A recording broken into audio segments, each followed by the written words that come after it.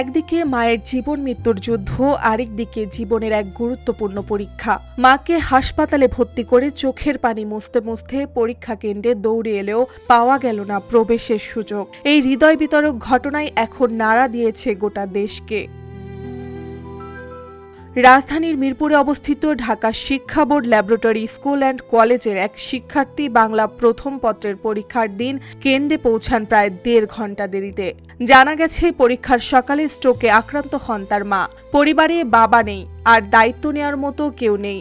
বাধ্য হয়ে মেয়েটি তার মাকে হাসপাতালে নিয়ে যান। চিকিৎসা নিশ্চিত করেন, ছোটেন পরীক্ষার কেন্দ্রে সরকারি বাংলা কলেজে। কিন্তু নির্ধারিত সময় অতিক্রান্ত হওয়ায় তাকে পরীক্ষায় বসতে দেওয়া হয়নি। চোখের জল ফেলে ফিরে যেতে হয় তাকে। আমাদের রুলসে নাই, আমরা এখন ওকে পরীক্ষা দিতে বসাতে পারি না।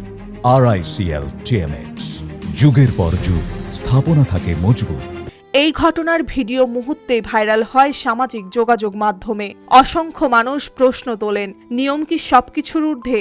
মানবতা কোথায়? দেশের হাজারো মানুষের আবেগে সাড়া দেন সরকারের শিক্ষা উপদেষ্টাও।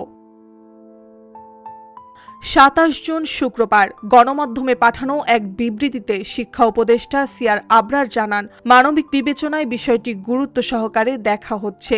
তিনি বলেন, বাংলা প্রথম পত্রের পরীক্ষা নেওয়ার বিষয়টি পাবলিক পরীক্ষা সংক্রান্ত আইন ও বিধির আলোকে সমাধানের চেষ্টা চলছে। এই কঠিন সময়ে আমরা তার পাশে আছি, সে যেন দুশ্চিন্তা না করে। এখন প্রশ্ন, এই শিক্ষার্থীর জন্য কি খোলা হবে পরীক্ষার একটি বিশেষ দরজা?